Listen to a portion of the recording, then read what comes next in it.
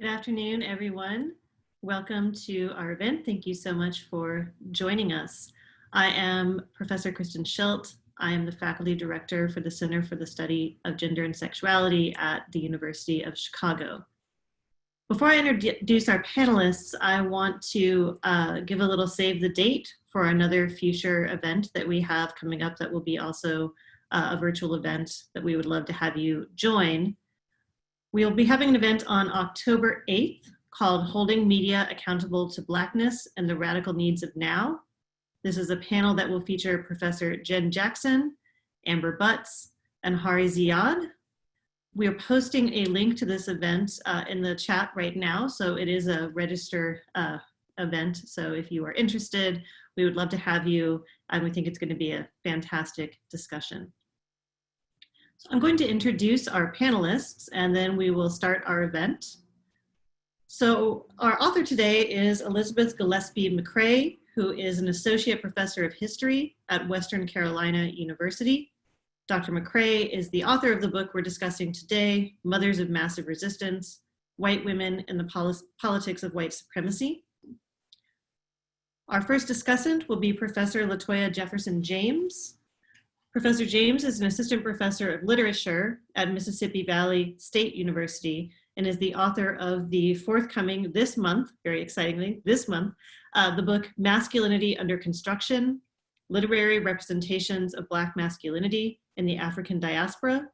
Dr. James is also a frequent contributor to Medium and has a lot of great recent posts that I strongly recommend. Finally, we have Professor Kathleen Belew, who is an assistant professor of history here at the University of Chicago and the author of Bring the War Home, The White Power Movement in Paramilitary America. So thank you so much for joining us.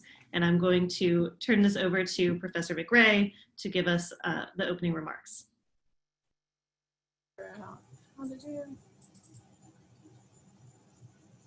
Hold on. Okay, can you hear me?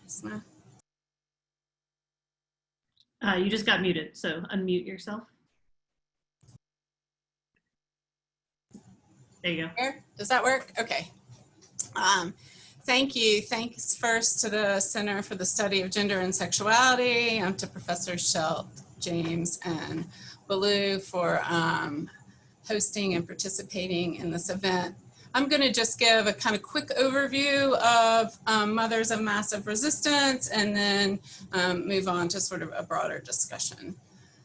So as we move deeper into election season, the role that white women will play in the upcoming presidential campaign once again has begun to capture the headlines. The belief or hope that they may have regrets for their 2016 votes and honor their better angels nibbles around the edge of this news.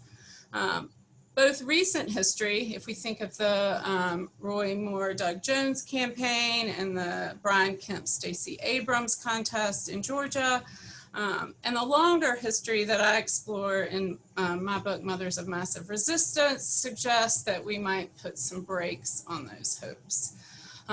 In Mothers of Massive Resistance, I examine the myriad roles that white women played in the South and across the nation in making and upholding and shape-shifting racial segregation and white supremacist politics from the 1920s to the 1970s. And the book began in the Jim Crow South in the interwar period, but it ends in Boston. And in between, it examined a national network of segregationists who collaborated to build a broader conservative movement that involves other issues, but always involves maintaining various versions of segregation and upholding a broader sort of white supremacist politics. I get it, both the grassroots work in local communities and this national network through 4 women that served as the narrative thread and connect me through their correspondence, their newspaper articles, their organizational ties to women across the nation. And these women, 2 of them were from Mississippi, 1 from South Carolina and 1 from North Carolina, were journalists and newspaper publishers and grassroots political organizers. And they exposed, in their sort of larger world, decades-long effort to ensure racial inequality in their communities and in the nation. So what did they do, right?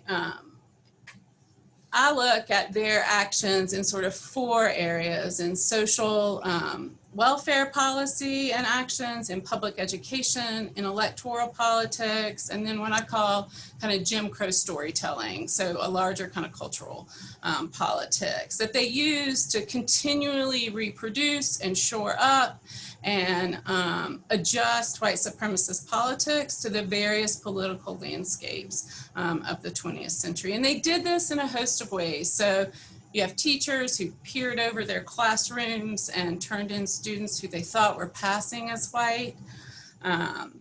You had the United Daughters of the Confederacy, and later Women for Constitutional Government and Patriotic American Youth conducting essay contests, early on the justness of the Confederate cause, and later in the 1950s and early 60s on the benefits of racial segregation in public education. Women as registrars regulated the race that was written down on birth certificates, overcoming parental decisions and midwives' recommendations, right, as they turned in these documents to the state. These women campaigned against the United Nations multicultural education efforts. They successfully defeated for decades the efforts to get the United States Congress to ratify the UN's Genocide Convention after World War II. They adopted and experimented from the early 40s onward with a colorblind political language that hid sort of overtly white supremacist goals behind a language of school choice, parental choice, property values, parental rights, and the list goes on. And if you have questions, we can talk more about this. But they worked very hard to make segregation, racial segregation, and white supremacy seem natural. But that sort of mundane, everyday work, right, belied the sort of naturalness of the very sort of social order that they were trying to profess. So in the end, I think some of the more prominent arguments are that I contend that this sort of mundane, everyday work that white women do created the sort of massive resistance to the Black freedom struggle and to the civil rights movement, that they cultivated the sort of grassroots rebellion that would limit, right, the goals of the Black freedom struggle, and that would result, right, in the decades-long efforts of civil rights activists. I argue that they were sort of segregation's constant gardeners, doing the spade work to create deep roots for white supremacist politics, many of which were not so apparent. And that white women's work also married race to a particular version of motherhood, right, which shaped and made motherhood sort of a political construction and a political strategy that was devoted and shaped by their commitment to white supremacist politics. So I'll end there and open it up to Professor James and Belew. Wonderful, thank you so much. So we'll turn it over to Professor James. Okay, first of all, thank you all at the Center for the Study of Gender and Sexuality. Thank you for inviting me. Thank you all to Dr. Belew for putting this together. I want to say that in my own personal research and teaching, I am very grateful to Dr. McRae for giving us this well-researched labor of love. I was not able to put that in the review, but the writing style, I'm an English professor, so I'm going to look at the writing style of what you did, and I can tell that this was a labor of love, and just thank you, because it was an easy read. But I have some prepared remarks. I want to say that the type of book and the type of research that you've done, Dr. McRae, this is exactly what we need to add to the national academic conversation, because this is missing from our conversation. So far too often, when we think of systemic racism, what we think of is the legal system, or we think of the criminal justice system. Sometimes we think of Supreme Court decisions. And what we're thinking of now, what we see, unfortunately, on our nightly news almost every day are the instances of police brutality carried out against Black men. What we don't think of when we think of systemic racism are those everyday acts, and you call it those acts in the nooks and crannies of our society that make racism seem natural. And I put in my remarks, and these things, as you and I completely agree with you, they help give racism its enduring power. We rarely think of the birth certificate where a name was intentionally changed to suit someone's taste, or a birth certificate where the day is incorrect, or even the year, of forms where an entire race has been changed. And I'm very appreciative of where the book starts, because the book starts off talking about how some white woman in an office changed someone's race. Even more often than not, it was a feminine white hand that did these changes. And what we tend to focus on when we talk about white supremacists is we tend to look at the demagogues.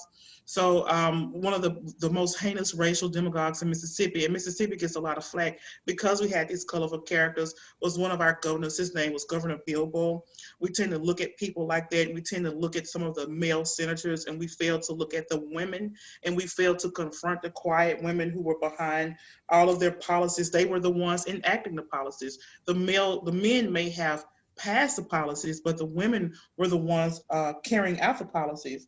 And we also don't look at the difficulties that some of these changes they present today in obtaining things like state IDs, passports, and now voter IDs. Some people may think, oh, well, it's no big deal for you to get a voter ID, but if you are an African American of a certain age and a certain population, and there's a discrepancy with your birth certificate, now it's a problem to get a voter ID. And you can look at, and I guess you can just about tell that those voter ID laws completely neutralized people's right to vote, and it was almost as if someone took a scalpel and they neutralized these people's rights to vote.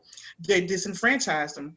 Third, the beauty of this text here is that it shines a light in the most unholy the unholiest of matrimonies, the public and the private domains, and how that union of the male demagogues and the policymakers and the white women's daily policy enforcement made white supremacy go. And those activities continue to perpetuate it. According to McRae, and I'm going to quote from the book, white segregationist women capitalize on their role in social welfare institutions, public education, partisan politics, and popular culture to shape the Jim Crow order. From there, they provided a political education that mobilized generations and trained activists for white supremacist politics. Those women guaranteed that racial segregation seeped into the nooks and crannies. The nooks and crannies, that's where we need to look. The nooks and crannies of public life and private manners of congressional campaigns and PTA meetings, of cotton policies and household economies, and of textbooks debates and daycare decisions. The nooks and crannies is where we keep missing. And it's those nooks and crannies, all of the daily humiliating death by 1,000 racial incident cuts. And we want to call them daily microaggressions, but if those things have been organized, if they were deliberate, can we say that they are somehow coincidental? I think that they're not. And despite segregationist women's ubiquitous political work, scholars of massive resistance and Southern segregationists have rarely confronted these women, as the book says. I'm gonna, as a rural Black woman, I'm gonna give you some examples, some anecdotes, and I'm gonna keep this to one example because I don't wanna go on and on and on, but I'm gonna give you an example of how this affects people, and we all know people like this. My youngest uncle, Kelvin Jefferson, has never been known in our family as Kelvin. That is his name on his birth certificate. However, it's common knowledge that in our family that our grandmother named him Kenneth Lee Jefferson. Kenneth Lee is on all of his letters, it's in the family Bible, and it's in the correspondence with family and friend. Kelvin Lee is his quote unquote government name.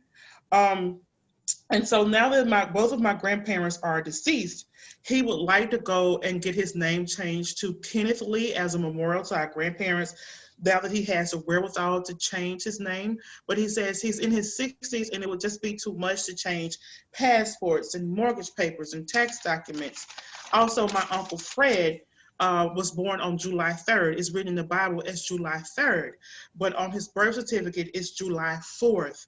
So the wrong date is on his birth certificate. And I have another uncle who's an uncle by marriage, whose grandmother on her birth certificate, it was said that she was born in one year. At her death, she was listed as 85 years old. She's actually 89.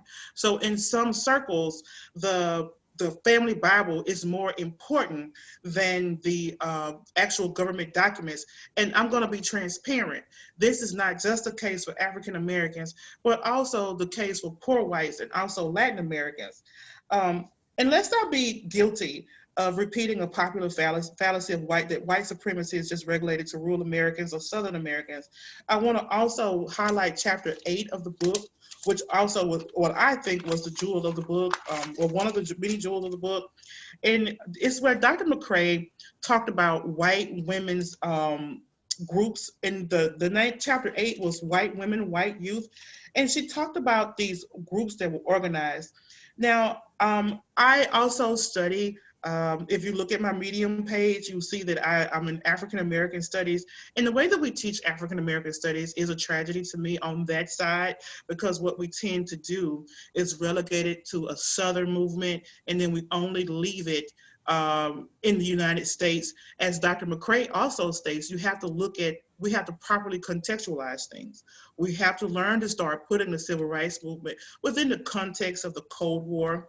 And we're also guilty on the African American side of just looking at men and men's contributions, like Colorful Men. Now we've had John Lewis to pass away, and I'm sure there's going to be a slew of studies and books about John Lewis.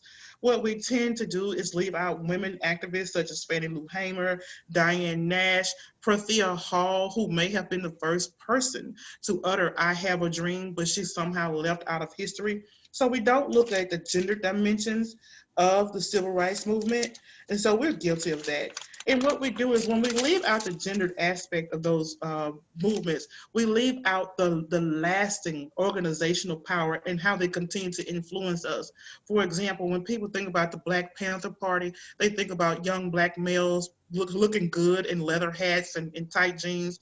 They don't think about the women who ran the Black Panther School or the breakfast programs. Tupac Shakur, the rapper, his mother was a Black Panther, and he went to a Black Panther school. His lyrics are so powerful because he has that background of going to one of those schools and learning a lot of Black history. What Dr. McRae did was she talked about women for constitutional government. In my own teaching, I teach hip hop and creative expression. And I have a lot of students at Mississippi Valley State who are from Greenville, Mississippi. Do any of us think that it was an accident that Ronald Reagan, a Hollywood actor, could come and kick off his campaign in Greenville, Mississippi, and his language was about states' rights and about a welfare queen who was driving a Cadillac? Now, how the welfare queen went from being racially ambiguous Linda Taylor to being a Black woman who was abusing the welfare system, and she abused it enough to get cash money and drive a Cadillac, I do not know. But Dr. McRae tells us he had groups of women who were organized from California to Boston to put that kind of language in his mouth. A Hollywood actor does not know the dog whistle code words like states' rights, and he was able to successfully come to Greenville, Mississippi, of all places, and use the language of white segregationist speech to kick off his campaign. And even today, that resonates. And I am teaching an hour away from Greenville, Mississippi, and many of the students do not understand that that welfare queen was not a Black woman. We are far enough removed where they don't understand. And today, over almost 40 years later, Mississippi is embroiled, you all look it up, in a welfare fraud where all of the people who committed the fraud were upper class white people, and one of the people who benefited the most from the fraudulent activity is the white male superhero Brett Favre. And it has been quietly swept under the rug that he got over $1 million from fraudulent activities through the welfare fraud program. And because of COVID and other things going on, how ironic is it that white males benefited the most from the welfare queen story that Ronald Reagan used in 1980 Greenville, Mississippi, and white segregationist women put that soft racist language in his mouth. I would like to wrap up because I've been going on for a long time. In my personal research, I do look at gender in unconventional ways. I had a very difficult time getting my book published because I look at masculinity as a gender.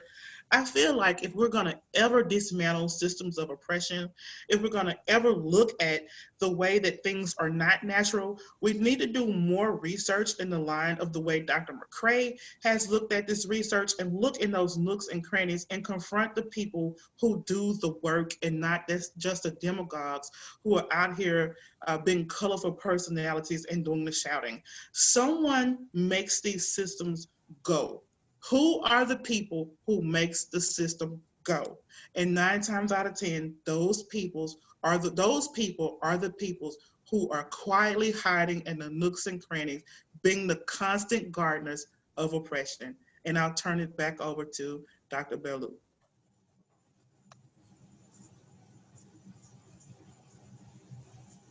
Thank you so much to my fellow panelists, and thank you to Kristen Schilt and the CSGS for organizing the panel. I have so many questions for everyone who's spoken so far, but I want to just pick up really quickly on this idea of why we don't have the story of women in social movements. Because I think that in some important ways, and not least in its title, Mothers of Massive Resistance is coming from or paying homage to another book that sort of makes this point that structures all of this conversation today, which is Michelle Nickerson's Mothers of Conservatism. And one of the things she argues there is that we're missing this story of conservative women in some ways even more deeply than we're missing the story of women leaders and activists on the left, because conservative women, including the white supremacist women that McRae is documenting here, often wouldn't agree with the same definition of activism or feminism or leadership that I might adopt, or that most academics arguably might adopt. And for that reason, we're late to this story in a lot of ways. And I just want to say that, you know, McRae has written us a beautiful piece at the beginning of her acknowledgements about the complexity and the length required to produce a book like this. And I just want to say, it is so worth it. Thank you so much for this superlative work of scholarship. Many people are walking around with the idea of a mid-century United States in which racism was mostly located in the South through segregation, and the North was either not racist or not as racist, or a place where racism only existed in a de jure sort of way, which is to say, or excuse me, in a de facto sort of way. So that is to say, we think of the South as de jure, legalized racism under Jim Crow, and the North as de facto or unofficial racism. In Mothers of Massive Resistance, McRae gives us this very different sort of orientation for thinking about how these dynamics actually worked and how they worked moving forward. She argues not only that segregationist women in the South had quite a lot in common with other people in the North, which is important, and I'll come back to that in a second, but also that segregation was understood not only as a web of laws, but as a set of everyday practices and occurrences. This points us in the direction of something somebody was saying earlier about the union between public and private life. It also points us towards the slippery relationship between mainstream and fringe activism, because one of these everyday practices we might think about is violence. And it also shows us that people living in a segregationist society might have cared less or put less weight on these divisions between sort of legal and state apparatuses and everyday and social apparatuses as they went about their life in racist spaces and times. So this is really important to a lot of different people who have a stake in thinking about history. And indeed, these recalibrations make McRae's book required reading, not just for historians. I would recommend this book to policymakers, to school boards, to high school history teachers, because Mother's Massive Resistance also documents the way that the telling and teaching of US history has been distorted over time to support segregation and inequality over and over again. And McRae gives us several different examples of times when the story of the United States and its history were tweaked and misrepresented for particular political purposes and in the service of white supremacy. After World War I, in the civil rights movement, and finally during the anti-busing campaigns in the urban North in the 1970s. Now, one need hardly point out to an audience of people that would attend a panel like this by Zoom, that the same arguments about historical meaning have sprung up in recent years around a lot of things. We might think about the contestations in Texas textbooks about replacing slave trade with triangle trade, replacing capitalism with free enterprise, the way that Reconstruction and Jim Crow have been contested in high school teaching, the ultra-right school board campaigns around the the advanced placement history curriculum in high schools and the mass walkouts in Colorado about that a number of years ago. And of course, most recently, we have the editorializing and legalization around the attempt to ban the 1619 Project from American high school classrooms. Now, these debates, McRae shows us, are not new to us in the present moment, and we have a long historical precedent for the deliberate distortion of American history in the service of white supremacy and violence. Through painstaking archival research that is deeply centered on the life's work and belief systems of real segregationist women across the South and beyond, this is, a deeply rooted story of activists, both before and after World War II. What McRae is giving us here is a precise accounting of how these attempts are fundamentally linked to the long and deliberate projects of white supremacist statecraft and social policing.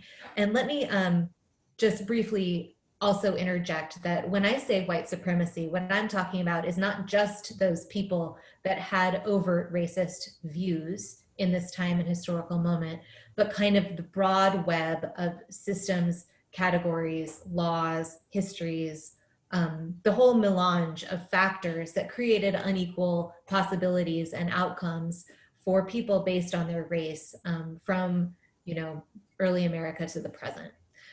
Some of that is overt white supremacy and racist belief, but a lot of it is not. And the whole melange is, I think, what we're trying to think about and talk about. Okay. The historiography on early 20th century American conservatism has now become a booming subfield of US history, and I think has very well established the centrality of women and their importance in grassroots organizing, but has often focused on particular places at the expense of a national story. And I think this is partly because when you go deep into the grassroots, what you get is kind of a hyper-local study. So we could think about, again, Michelle Nickerson's work and Lisa McGurr's work in Southern California, for instance. Historians who've looked at the work of women in homes, classrooms, storytelling, bookstores, halls of government. And McRae does this too, beginning in the South, but significantly, the focus on the South gives us a much more complete national narrative of the architecture of white supremacy than one might anticipate from a book focused in this way. And again, this has to do with the direct attack of this book on these sort of false delineations in historical thinking, which is to say, she argues that dismissing the whole South as racist has not only robbed Southern women of their own historical agency as actors, but has also worked to excuse overt segregationism and activism in other parts of the country, meaning we were seeing segregationist action in Boston and elsewhere. But because of the overly focused impulse to overly focus on the South, we missed some of that story. So I have many other things I might like to discuss, but I want to leave us with one thing that I think would be fruitful to discuss together. And that is McRae's emphasis on something that in my own work, I found deeply mystifying until I read her book. I study the white power movement in the United States from the late 1970s forward, which is to say the very violent and extreme fringe even of white supremacy, even of overtly white supremacist activists. So I'm looking at Klansmen, neo-Nazis, skinheads, and militiamen, and the way that those groups, first of all, included quite a lot of female activists, but also the way that those groups were mobilizing in a direct attack on democracy in the late 20th century and into the present. One of the things that the people that I write about really are uncomfortable with is the United Nations. And something that I have always wondered about is sort of the genealogy of that set of concerns. Some of it for the people I write about has to do with the Protocols of the Elders of Zion, which is an old conspiracy theory against Jewish people that posits that there is a evil cabal of outsiders interested in controlling the government, the Fed, the banking system, et cetera. And that conspiracy theory takes many shapes over time. But the other thing that McRae points out is the particular worries about the UN Convention on Genocide. And one of her insights is that segregationists in the South were worried that a genocide treaty could be used in the United States to curtail policing. And so one of the things I'd love to discuss, if we could, is the relationship between policing and the work of white supremacist statecraft. And I don't mean to conflate the many complexities of this issue, but it does strike me that there's something very prescient in this book that has something to tell us about the relationship between policing and race that we're now seeing play out in all kinds of public fora and popular spaces in our culture. So I think I'll leave it there, and I'm happy to say more in the Q&A. Thank you very much. Wonderful. So I will have all of our panelists come back, and if you all want to kind of discuss this last point or communicate with one another about your thoughts about where the conversation is going and what we might learn about our current moment. Well, I'll weigh in. I don't think it's in the book. And one of the critiques of my book that the panelists have so kindly not pointed out is that I sort of skipped from 65 to the anti-busing campaigns. And in doing that, I miss a lot of where these white women segregationists go with the rise of the Black Panther Party. But fortunately, Professor Belew had asked me to come give a talk in Chicago about something that I hadn't worked on. And so I went back to the archive, and I think that there is a connection that gets us from the UN to white women's condemnation, white segregationist women's condemnation of the Black Panther Party, which meant that they supported the police.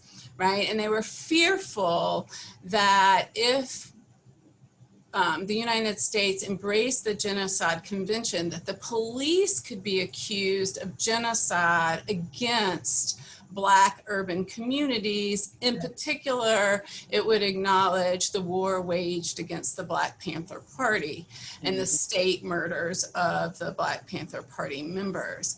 And so, it's not in the book, but I think that that long history of white segregationist women's discomfort with the Genocide Treaty was always tied up in if the Genocide Treaty internationally was understood to limit violence against Black bodies in the United States, even in the aftermath of World War II in the 40s and 50s when the Genocide Convention was being debated internationally. And then that intensifies in the late 1960s when the Nixon administration is actually considering ratifying the Genocide Convention. They don't, but the campaign against the ratification of the Genocide Convention overlaps with a campaign for what is really an early Blue Lives Matter movement, that white women who've long been trafficking in this conversation about how the UN would change the sort of calculus of racist violence in the United States becomes centered on the Black Panther Party and in the defense of the police. And I mean, I think we do see echoes of that today for sure. If I might add, Black activists as far back as Paul Robeson were fearful of the United States government. The government routinely harassed Black activists, and Paul Robeson was a fan of going to the United Nations for protection against the United States government. Malcolm X also advocated going to the United Nations against the United States government. That was what, and maybe I didn't do a good job because I was trying to, I can be long-winded because I'm used to teaching 90-minute classes. So I was trying to cut down my comments, and I didn't think I did a good job of connecting that. When you put the civil rights movement within the context of the Cold War, it begins to tell the story of why you have those women who were those movements who are against the United Nations. So you do have some civil rights era leaders, particularly those up north. They were calling for civil rights leaders to go to the United Nations. And you look at the devastation. I'm sorry, I just put a minute in my mouth. You look at the devastation that the counterintelligence program caused to a lot of leaders, to a lot of groups.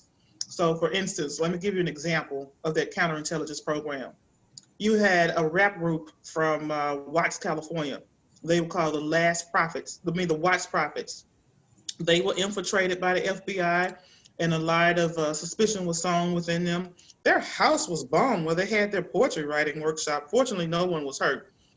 Okay, the Last Poets, which is credited as being the first rap group in America, they were infiltrated by the counterintelligence program. And now it's common knowledge that Fred Hampton out of Chicago, he was a Black Panther Party member. It's common knowledge now that the counterintelligence program and that the federal government more than likely had something to do with him being basically executed as a political figure. One of the Last Poets even went to jail for 2 years for political activism. And so these people were very fearful of the federal government, well, for the most part, assassinating Black, for those up north and out west. And what was happening during the Cold War era, the government was really trying to relegate racism as a Southern thing. And so they went through great pains to take out of the news media things that were happening up north and out west. Does that make sense? So the people who were trying to get the stories out of the racial atrocities up north and out west, they were being persecuted. And so you had those leaders who were calling for, let's go to the UN because we can no longer trust our government, because these things are happening in Detroit. These things are happening in Chicago. These things are happening in Watts. And as in the 60s, when the northern cities began to explode in these riots, and people did not know why these people were rioting in other parts of the country, it all came out that these racial atrocities were happening. And that's why these folks were saying, let's go to the UN. So that's why you see these white supremacist groups. They know why these people were going to the UN, and then other Americans didn't know why. So that's why you see them really resisting the UN and that genocide treaty. So go back and look at Paul Robeson and look at some of the speeches of Malcolm X. They really do call for UN interference here because of the things that the federal government were doing to civil rights leaders in the wake of Cold War tensions with Russia.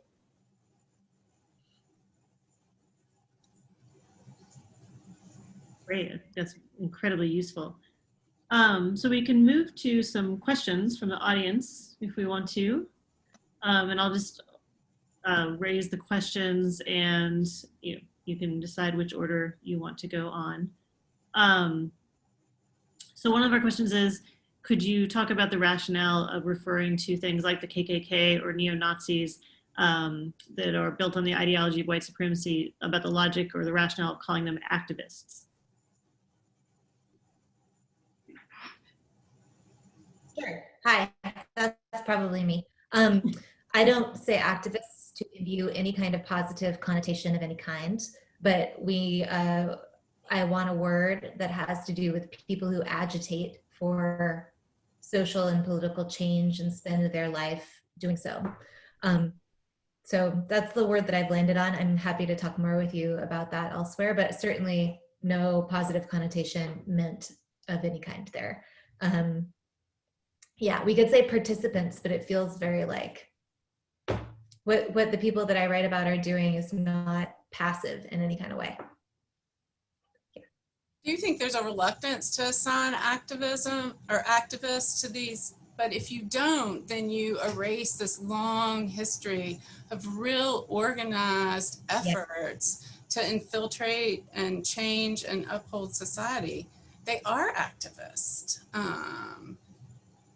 Yeah, I agree with that. And I think like, you know, I think for a lot of people, especially people on the left who identify with activist traditions, I think that it's a word that people hold very dearly, and I can understand why. But I think that we, in the academy, there's been this broad problem of needing to course correct in order to understand conservatism. And I think understanding it as activism is one of the things that has to happen before that can really occur. Great. So we have a question that I think is going to go to Dr. James. And says Malcolm X made a distinction between civil rights and human rights. Civil rights were within the authority of the state and human rights were international. Can you speak to this distinction and whether white supremacists made it as well in their activities and ideologies? Oh, wow. I think that had everything to do with him wanting to, I was just now looking up something about them going to the United Nations. That had everything to do with Malcolm X agitating for the leaders to go to the United Nations. He did not trust the federal government, the United States federal government, to recognize civil or human rights for African Americans or any people of color for that matter. So he felt like if you elevated civil rights to human rights, then you could go to the United Nations and talk about charge the United States with genocide for not just African Americans, but also Native Americans, and get the United Nations to intervene. The United States was at one point talking about Hitler.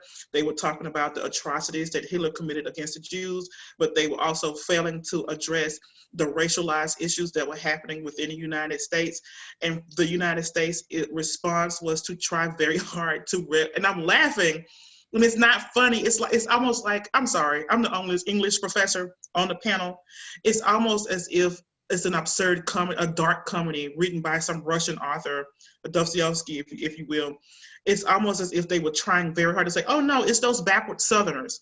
And so the beauty in Dr. McRae's book is that she says, no, it was not just those backward Southerners. It was not just those uneducated poor whites.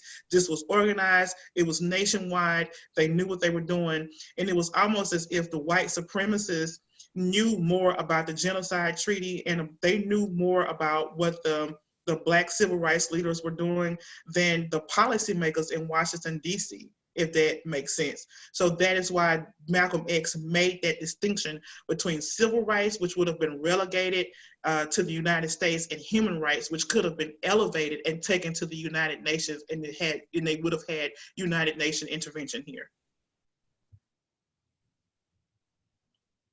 The only thing I would maybe just add from McRae's book also, just that because of all of that, human rights got attached for a lot of these activists to the threat of what my wonderful colleague Jane Daly points out is a coded phrase, social equality, which is meant to stand for interracial marriage and the specter of miscegenation. So the way that human rights became socially understood was also attached to the threat of, what the people I write about would call racial annihilation, and what people with more moderated politics would call, mixed race mixing or social equality. I am trying to get this author for you all, but there is an excellent book on the civil rights movement in the Cold War. It's called Cold War Civil Rights, and I can't remember the author. If anybody wants to jump in with the name of the author. Dudziak, is it Mary? Yes, that's it. Cold War Civil Rights. I think. Fantastic. So a question for Professor McRae. Women are historically overrepresented in doing the hidden work of religious institutions like Sunday school, church bake sales. What role do you think religion and religious institutions play in the female white supremacist movement? Is there variation by type of religion? So I think to sort of get at that, and I might punt to Kathleen in a second, but she talks in some of her talks on her book about concentric circles. So like the four women that form the narrative thread of my book they think their churches, the Baptist, the Methodist, the Episcopal, right, have gone too far to the left. So they would not have been doing the work in the churches that lots of other women do. But the people consuming this larger sort of white supremacist rhetoric, right? And I think what Professor Belew talks about, this sort of concentric circles. So the people on the outside of the circle are the recipients of those ideas, right? And churches remain really segregated, but the most staunch segregationist, female segregationists, felt sort of left behind, even by their churches that were moving at a really pretty glacial pace, but who could not go as far in the rejection of sort of human rights in a really overt way that the sort of segregationist women that are producing these politics go. So it's a really good question. That's the other weakness. I don't really do much with religion, and it's probably a fault, but I would say that the idea of who does the work in the church, right, and who gets the credit for that work shaped my understanding of politics, right? Like going to look for women, because women are often doing all the work, right, at this grassroots level, and other people are sort of showcasing that work. So that's a good question. I don't really have a good answer. Totally. Yeah. So in the white power movement, women are often doing that kind of work of Sunday schools and homeschooling and other kinds of curricular sort of direct instruction and social relationship building. And not for nothing, but things like, you need women for things like the big spaghetti dinner that you have every year and things like that. Those things turn out to be really important, as the sociologist among us can attest, for binding these people into an actual movement instead of just sort of an assortment of different warring groups or something. But just to be totally clear, I think if you were going to draw a line from McRae's actors forward, I'm not at all sure that it hits my actors. I'm way to the fringe of where she's talking about. But I just got done with this fantastic new book, Tiny You, by Jennifer Holland, which maybe we could get in this book series. It's so good. But what she's looking at, I heard someone volunteering to organize an event. I would organize this one. It's so good. It's really, really good. But so she's looking at the anti-abortion movement in the West. And one of the things that she's looking at is how one way that you could draw the line forward is to think about how, with the anti-abortion movement, a lot of these same activists managed to claim the discourse of human rights and the discourse of whiteness around pro-life politics. And a lot of it is in these nooks and crannies, soft spaces like schoolrooms, Sunday schools, youth magazines, and kind of the places that don't often get the headline attention, but are shaping people's understandings in very deep and lived ways, such that by the time we realize it's happening, it's already imbricated. Mm-hmm. I think that's kind of the story that I see continuing forward. This question kind of takes us from that point a little bit to the current moment. And this is, I think, for all three of you. I wonder if any of you have been following the feminization of the QAnon movement, and if you could speak on its resemblances to past conservative women's movements. The answer might be no, too. That's really fun. Not that much. I mean, I think so I don't know as much about QAnon as you would want me to. I will say that broadly, there is a set of problems in internet-based white power activism right now, including the incel movement, which is exactly the same thing we've been talking about, which is that women have been doing all of this work of social relationship building. So I think the open question that is not answered is, do you need women if it's all online? The incels are hoping you maybe don't, or that you can relegate them to some other sphere of action. But there are still, I mean, I think white supremacist women are still doing a ton of work and in these new spaces. So I think that it's something we should all be looking at closely. Would like for us to look at the two women who were elected from the South to the United States Senate, Cindy Hyde Smith and Marsha Blackburn. They are Confederate high school graduates, and they all, but I called my friend and held up this book and say, see, that's why we should have had a reading group. Cindy Hyde Smith's election all but proved everything Dr. McRae said.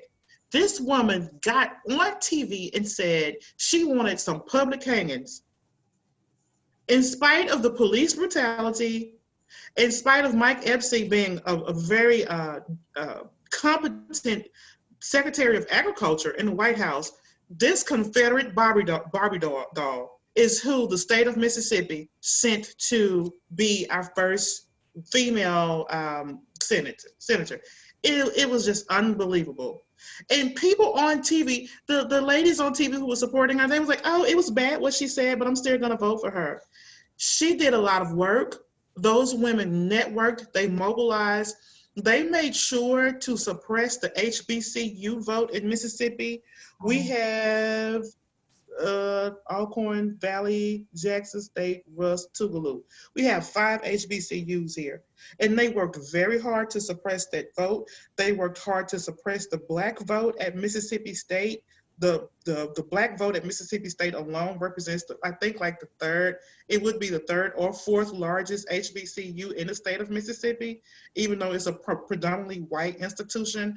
So almost everything Dr. McRae said about about white women taking over the schoolrooms, their lack of the historical knowledge and the way that they selectively took the history out of the textbooks, it converged in the body of one Cindy Hyde Smith. And I think whether it doesn't matter to me whether these people are online or if they are in person like Hyde Smith, those things are very effective and they're resonating from like 40 years ago. How long ago did this woman graduate high school? Does anybody know? And like I said, I just call up my friend and say, see, we should have had our reading circle. We should have had our reading circle. We would be able to explain her. She's embarrassed. Mississippi shoots itself in the foot, okay? I know that a lot of people say a lot of stupid things about Mississippi, but we don't help ourselves at all by electing people like her to office, I'm telling you. I think on the public hanging, there's often a tendency, and this maybe speaks to the gender politics, there's often a tendency to sort of divorce women from the most violent expressions of white supremacy. And yet they aren't. So when Emmett Till is murdered, right, white segregationist women, like middle class, mainstream white segregationist women did backbends, right, to justify that murder, right? Like, well, or it's not him, right? Or they trafficked in conspiracy theories, right? Like this is an NAACP conspiracy. The body that was pulled is not Emmett Till's, and that there was this real attempt, right, to not condemn the murder, right, but to explain it in this larger sense of either segregationist politics or to traffic in conspiracies. And I think that's just one instance of the larger white supremacist politics is built on telling a series of untruths in all sorts of venues over and over again. And that's one of them. So I think, anyway. Great. So we have another question that says, white women's ideological alignment with policing Black people is certainly central to upholding white supremacy, but I'm wondering if any of you could speak more to the cultural and social solidarity between white women and actual officers of the law.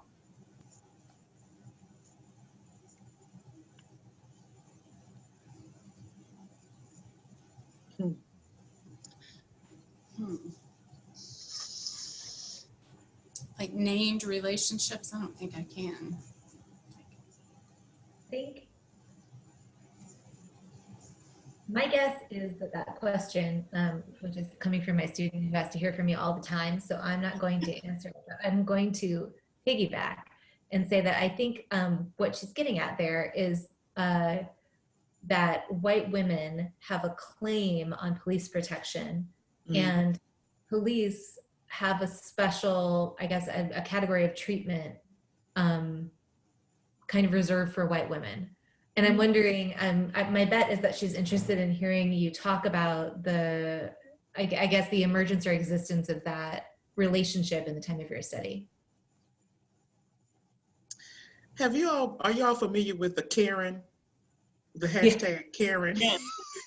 Yeah, I think of the Central Park bird watching case and like the barbecues and yes.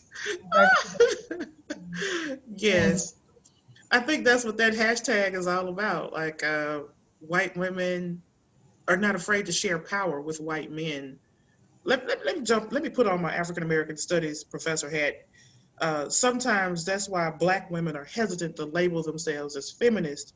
I, for one, have been very hesitant to label myself as a feminist, even though I study gender, because we see feminism not as something for equality for all women, but something where white women just want to share power with white men. And the worst kinds of white men, like you just want to share power with Donald Trump. And you feel entitled to this police protection, even though it's police brutality. Like a Karen is gonna call the police on my son, right? Because he's cruising the neighborhood where he lives. And so I feel sorry. I'm pretty sure there's some nice white women named Karen out there who must be seething that the internet has latched on to Karen. And I said, why did we choose the name Karen? Like, couldn't we choose another name? I guess we've chosen, like, Beyonce probably ruined Becky. Like, we can't say Becky because Beyonce has ruined that. So, like, why do we say Karen? I don't know. But, like, the Karen movement pretty much explains it all. They feel entitled to share this power and this authority, and they're not afraid to use it, sometimes in the wrong way. I mean, there's certainly like an earlier history of, I'm thinking of the work of Stephanie Jones Rogers, whose book documents the way that white women were involved in the violence of slavery, or, I mean, the work of artists like Ken Gonzalez-Day and others who have documented the presence of white women at lynchings, not only as observers, but as participants. So I think sometimes, I mean, something that Dr. McRae said early on about, you know, we have this idea that white women are going to see the better angels of their nature and you know, wake up and regret and you know, vote better and act better. But many of these people are acting on purpose when they do these things. It's from belief. And I think that's part of what we get with the word activist, right? Like that's part of what we get with the idea that this is part of a political consciousness that has a sense to it. I like the way you use the word activist too, because we don't think of people who on the like on the oppressive side as being activists. We don't think of them as being activists, but that's what they are. Even if that's what they are, even if we don't like it, that's what they're doing. So the last question is kind of summarizing a bunch of different questions, and it's probably going to be the hardest one, but what are some strategies for a way forward, right? Like how do you push back on this kind of work by women, particularly if it's in the nooks and crannies? You know, we've had people talk about, you know, what do you do about predominantly white groups like the PTA that came up, even in the halls of academia, right? Like it's not like we're free of, I mean, certainly not free of white supremacist ideology. So what are some strategies that people who want to push back on this kind of work by, to uphold white supremacy, this kind of mundane work, as Dr. McRae said. What are some ways forward that you are thinking of? Well, if there's anything hopeful in my work, and I'm not sure that there is, but if there is, it would be that their work was so, they worked at it for decades, and they always believed they were losing, right? And it doesn't seem now like that they're losing, right? But they thought they were losing all the time, right? And that you just had to dig in and work. And so I think there's something about that digging in and work that I think activists on the other side could sort of, and have, right? I'm not saying haven't, but I think also that in our communities, there's a lot of places where we could do this work, right? We could do this work in the schools. We could go to the PTAs. We could participate in the discussions of curriculum. In North Carolina, they tried to write out, they were going to skip Reconstruction in America. Like, that's what the legislature wanted. And you cannot, so if you're into education, you can work there. If you're about social welfare policy, that you should be working in those institutions, that they built this movement in many ways from the ground up. And if we go to Boston, the anti-bussers in Boston didn't have any particular hold on political power, but they organized and they had coffees and they made flyers and they had meetings and they had people show up at the playgrounds, right, to scream and holler. And so, I mean, not that we have to adopt that tone, but I think that there are all sorts of places that this system has to be dismantled. And so there's all sorts of places that you can go to work, right? And you don't have to be an orator or charismatic, or there's like, you can go to your local, where you live, and you can do this work. And that's what it takes, I think. I mean, they did it for a long time, and we're still living with the repercussions. And the debate over the 1619 Project, right, is just, it's like deja vu, right? Like how we're gonna, but I do think we are in a moment that we're also seeing the narratives of American history really fundamentally challenged. And so if we could take that work and build it back into our public institutions, then, I think that's what we could do. I agree. Just do the work. And sometimes we have to change the way we teach history. Like I said, allow me to wear my African American Studies hat. People don't realize how long it takes to change history. Sometimes to get one piece of legislation passed takes a decade. People often don't realize that to get the civil rights legislation passed in 1968, people started moving towards that when the soldiers came home from World War II in 1945. So from 45 to 68, 23 years of constant pressure. They won some battles, they lost some, but they kept going. And so the way that we teach history, people think this stuff was relatively quick because we paint it with a broad brush or we move through it pretty quickly in our classrooms. Actually, it just didn't happen that way. It went on. And a lot of times, let's just be honest, as academicians, we're comfortable with the way that we teach things. I have gotten into so much trouble with my elder statesmen for teaching that the civil rights movement actually began up north in 1917 with a silent march that was organized by James Weldon Johnson. I have had to call some of them into my classroom and show them on the screen that there is actual footage of the silent march of 1917 because they thought I was fabricating and telling the students a story. I'm like, no, I have a PhD. I would never do that. Even with the Montgomery bus boycott, I have had to go back. No, it did not start with Rosa Parks. And she also was not just a seamstress who was tired. Okay, this lady was a mature, seasoned activist. It started with Claudette Colvin, who got put off the bus a full 9 months before Rosa Parks. Okay, but she was a teenager. She was not seasoned. And to be quite honest with you, the people of Montgomery did not want her representing them. because of skin color politics. So let us go back and put some corrections in place, even in our classrooms, right where we are as academicians, and let's just start to do the work. And that's one of the ways that we can start to dismantle some of these things. I think that sometimes we've gotten a little too comfortable in our narratives. And I laughed when I told y'all that I had a really hard time getting my first book published. I really did. And people are laughing at me today because they say my publisher is not that sexy. That's okay. I just needed for the work to be out there because some people are refusing to look at masculinity as a gender. No, masculinity is not natural. It's not just some wall of immutability that we can scale or can't scale. It is constructed. People construct masculinity roughly every 10 years with every economic crisis. People construct it. So we get a little comfortable too in academia. You're laughing at me, Dr. Belew. All of that was amazing. I have nothing to add. Let's do the work. I mean, I guess by way of closure, I think there was, although I didn't see it, so don't quote me verbatim, but there was some Trump tweet last week that was like, we grew up with a different history and they're trying to change it.